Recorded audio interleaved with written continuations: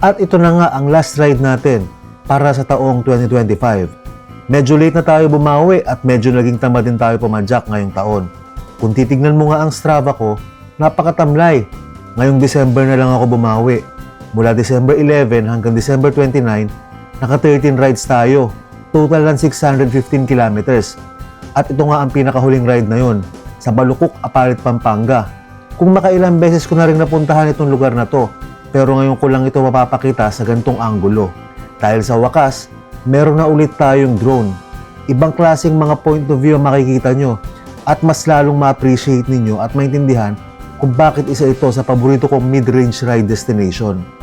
Babalikan din natin ulit ang ilalim ng Apalit Viaduct para malaman natin kung gaano kagaling ang obstacle avoidance ng bago nating drone. Ayun, sumalpok siya ron sa ano. Ayan, ngayon alam na natin. Babay drone na ba? Panoorin nyo mga kapotpot. Huwag nyo rin kakalimutan mag-like at mag-subscribe. Dahil sabi nga sa matandang kasabihan, ang kasabihan ng mga Kastila, ang mag-comment, mag-like at mag-subscribe ay suswertihin. Ang hindi mag-skip ng ads, mas lalong suswertihin. Let's go!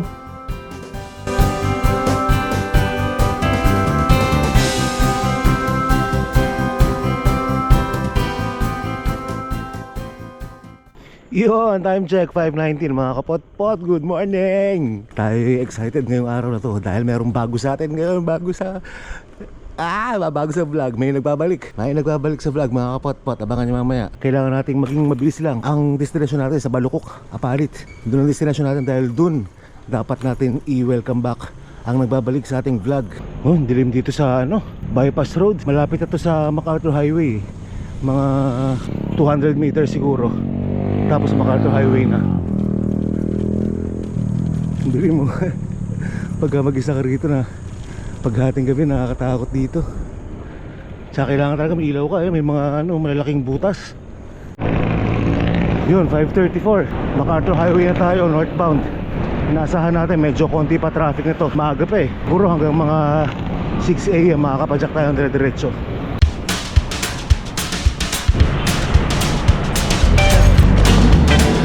Balagtas Bulacan na tayo. 5:46. Suppose meron din daan sa Playa del Bypass eh. Actually lulup natin to. Maganda sana kung kakanan na agad tayo, kaya lang madilim pa ngayon. Medyo delikado pa sa bypass.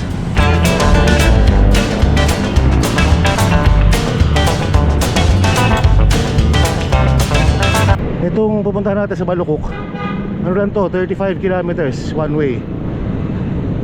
So saktong-sakto para sa oras na meron tayo ngayon. 3 to 4 hours lang ang oras natin para mag-bike. At may kailangan kasi mamaya magsi 6 o'clock, so dapat mga 9 or 10 nakabalik na tayo.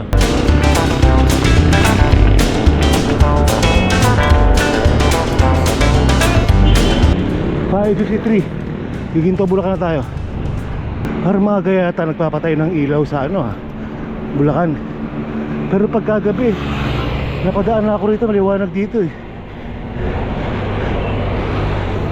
Ngayon mag-aalas 6 na, kaya baka pinatay na, pero mga dilim-dilim pa eh.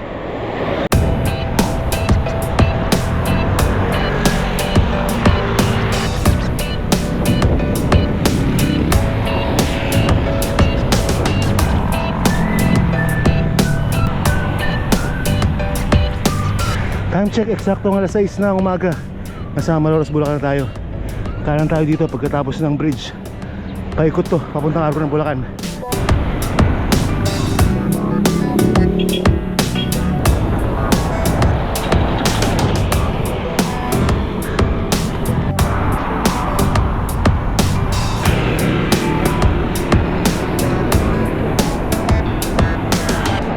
Pag magra-ride kayo rito, panorte, maganda huminto dyan sa may SCI Academy Center. Pasok kayo sa loob yan sa kanan.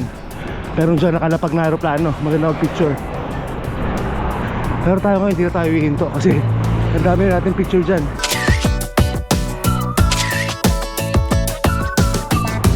Dire-diretso lang tayo. Dito, pasok kayo dyan.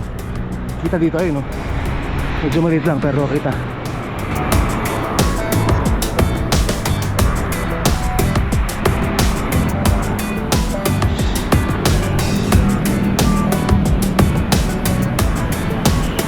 Time check 6:12.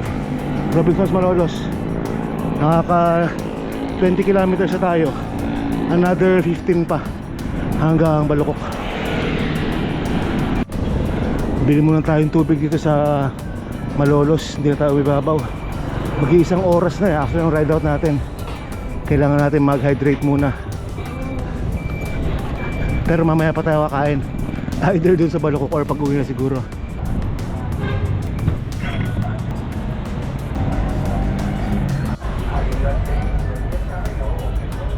Kapitolyo ng Malolos.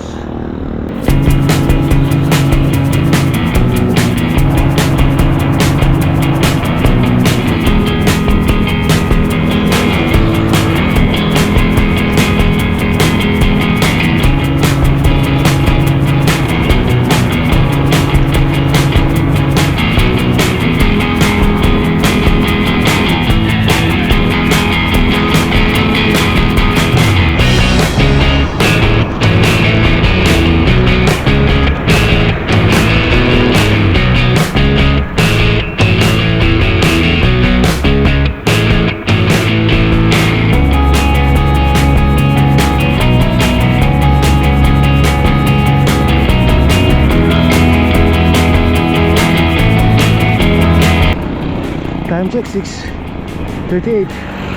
Sarap ng biyahe natin dahil maaga tayong umalis. Medyo mabilis-bilis, pero may mas mabilis pa rin sa atin. Kanina may lumusot sa akin, dalawang road bike. Sinusubukan kong dikitan eh. Ang bilis, grabe. Iba talaga pag naka road bike. Kita mo yung effort ng sipa nila. Simpleng-simple pero ang bilis nila lumayo. Aram, balik, magkaka road bike din tayo. Sana mag-road bike tayo.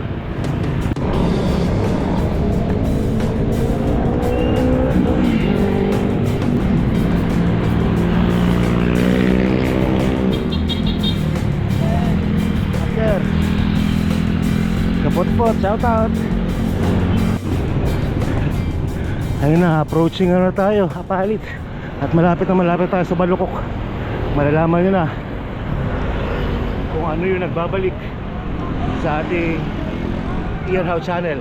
Mamaya konti, malalaman nyo in a few minutes or in a few seconds. Pag nampas sa tulay na yon, andyan na yung Jed's Island Resort, Jed's Resort. Tapos kakanan tayo.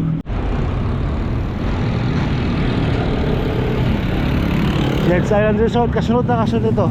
Arko ng Pampanga, syempre hindi tayo dyan. Mandatory selfie.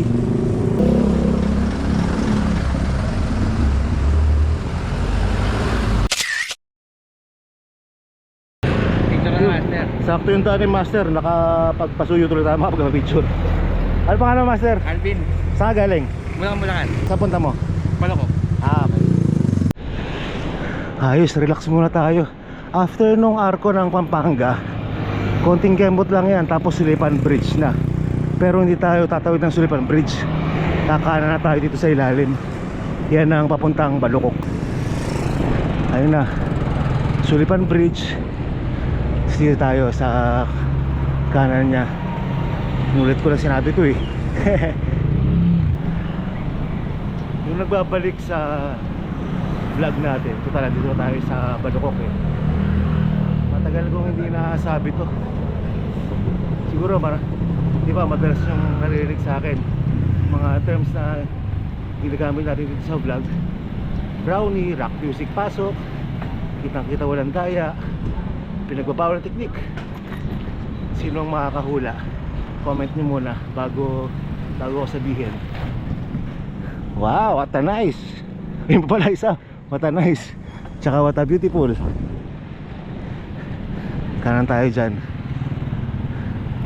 Ang isa pa, well, bukod sa matandang kasabihan ha, na lagi-lagi natin sinasabi, nabanggit ko na ba yung brownie? Kanan tayo rito.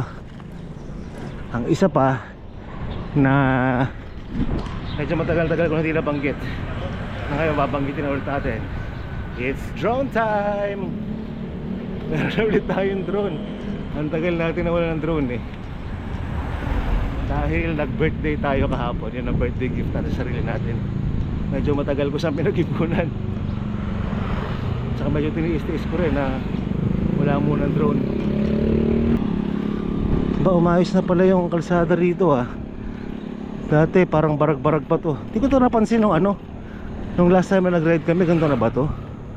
Nung anniversary ng Sarap Mag-Bike sa Pampanga, dumaan na rin kami rito, dito kami nag-ride eh. Hindi ko napansin kung ganito na baka ayos tong kalsada rito. Tayo papunta oh, ganda niya mamaya. Kung first time nyo mapapanood tong vlog ko dito sa Balukok. Sobrang ganda rito mga kapotpot. Puntahan nyo. Isa to sa mga paborito kong pasyalan. Ayun, tapos pagkaliwa natin ganyan, ayan na. Hindi tayo rito, set up natin yung drone. First time kong gagamitin eh. Hindi ako naglakas loob na gamitin sa kalsada, mahirap na. Baka mamaya magkamali tayo, biglang ma-GG yung drone natin. Ganda, oh, look at that. Mamaya mas maganda pa yan dun. Mas maganda pa nga dati nung ang gamit ko ay DJI Mini. Maganda kasi napapataas natin ang gusto kasi maganda yung view na sobrang taas, tapos maganda aerial view na nakikita natin. Ngayon yung Neo, pag-aaralan ko pa. Pero sa ngayon yung mga follow muna ang ano natin, ang susubukan.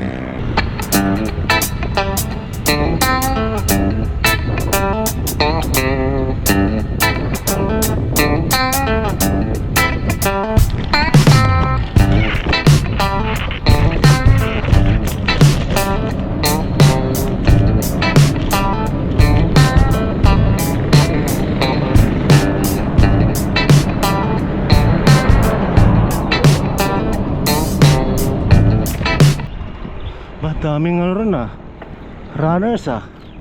Dati sa amin marami ring runner eh. Kaya lang mga nahuli na. Natukhang natukhang sila. What a beautiful.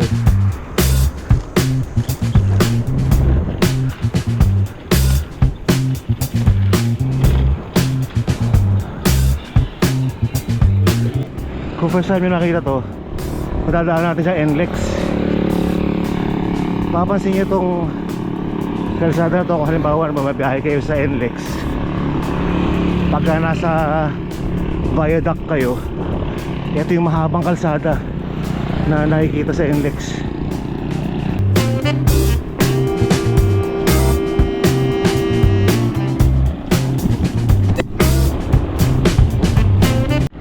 Ay teka, saan nga ba tayo pauwi? Dito pa rin? O iikot na tayong Baliwag? Teka, hindi, ano na lang pala, sige okay, pabalik same ruta na lang. Huwag na natin i-loop kasi baka kapusin tayo sa oras eh. Pag doon kasi sa kabila dumaan, eh baka maghanap pa tayo ng kalsada ron. At least dito pag nag-back out tayo, alam pa rin natin, isang diretso lang. Yun, okay. This is it. Subukan na natin yung ating drone.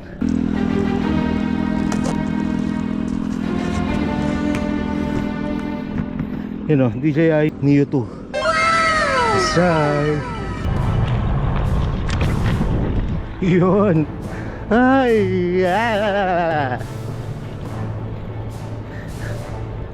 moving na tayo.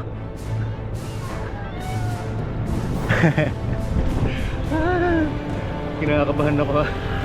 Pero buti na lang at yung ano natin, nasa phone naka-connect siya. So nakikita naman natin na nagka-capture pa siya. Parang gusto na itaas ko. Hindi, baba lang muna. Okay muna yan.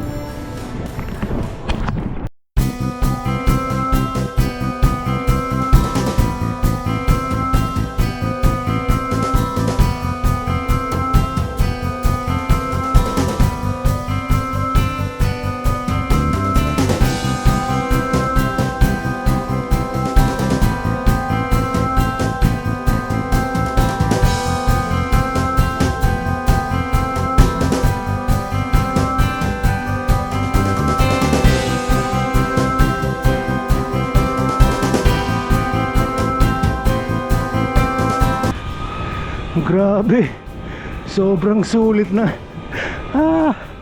Nalala ko dati nung DJI Mini, pilit po natin kinokontrol yung ano. Ngayon, yeah. Woohoo! Happy birthday to me! Happy New Year!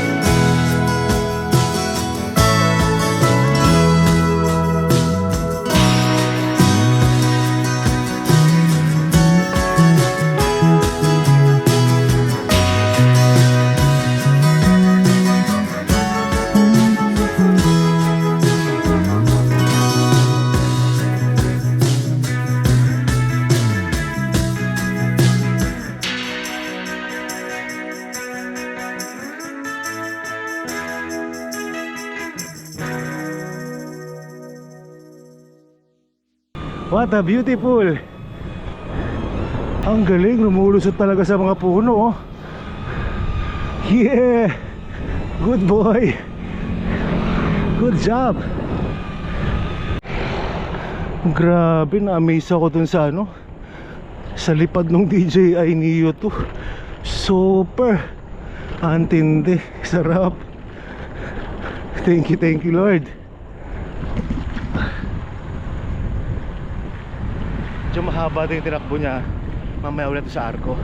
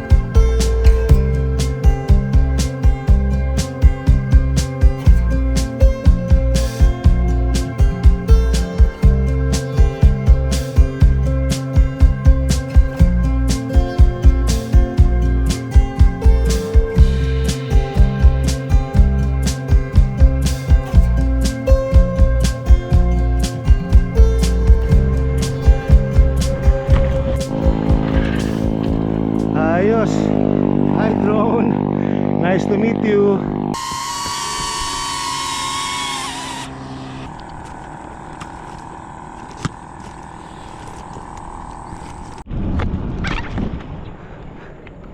Okay, balik na tayo. At nakaka 38 kilometers. Another 38 pabalik. Sulit na tayo. Mamaya na ulit tayo mag-drone doon. Pabalik. Susulitin na natin, i-max out na natin yung battery niya. Grabe, sobrang satisfied ako dito sa Neo 2. Ang galing, ganda ng mga shots. Ayun, approaching tayo, viaduct. Sabay-sabay ulit tayo. It's drone time!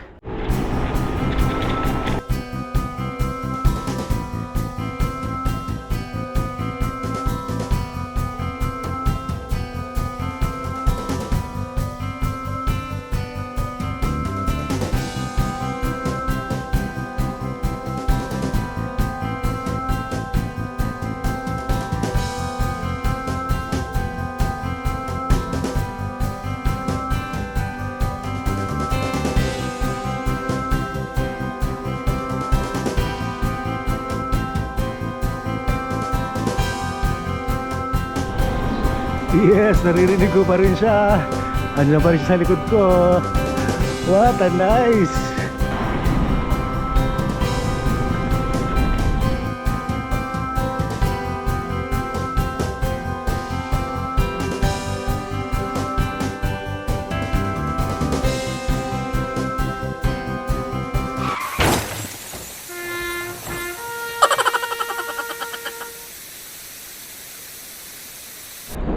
Ayun, sumalpok siya ron sa kakapaikot ko sa kanya. Hopya, naku, balikabok.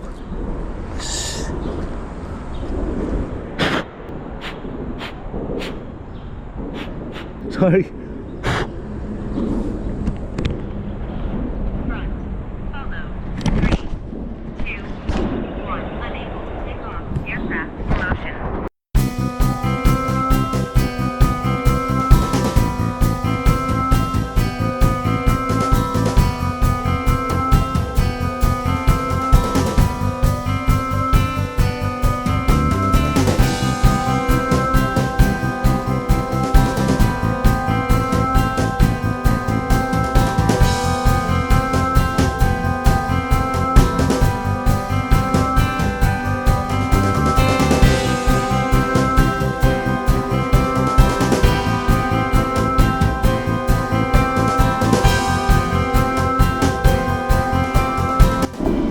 Yan, hanggang dito lang tayo. Okay, time to go home. Balik na tayo. Sarap. Grabe. Wala akong masabi. Sulit DJI Neo 2. Ganong klaseng shot.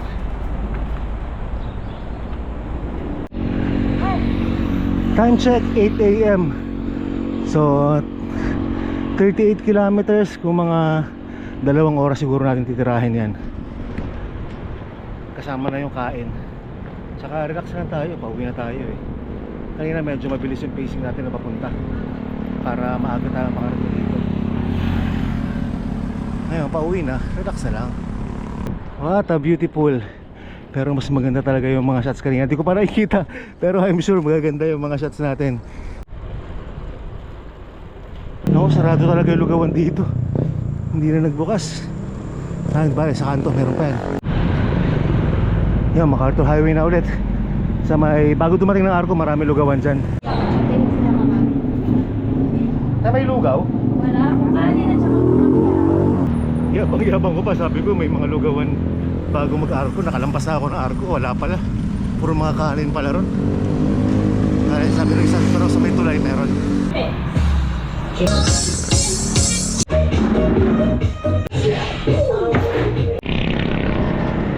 Basta mga kapot-pot, same lang itong dadaan natin pa uwi. At sumakses tayo sa ating test flight para sa ating Neo 2. So ganito lang natin muna tatapusin mga kapot-pot. Maraming salamat sa inyong pagsama as always. Maraming salamat sa lahat ng naki-join dun sa birthday ride ko kahapon, isang araw. At huwag kakalimutan matanda kasabihan Max nila, mag-comment, mag-like at subscribe. Ay suswertihin ang hindi mag-skip ng ads. Mas lalong suswertihin. Hanggang sa muli, salamat.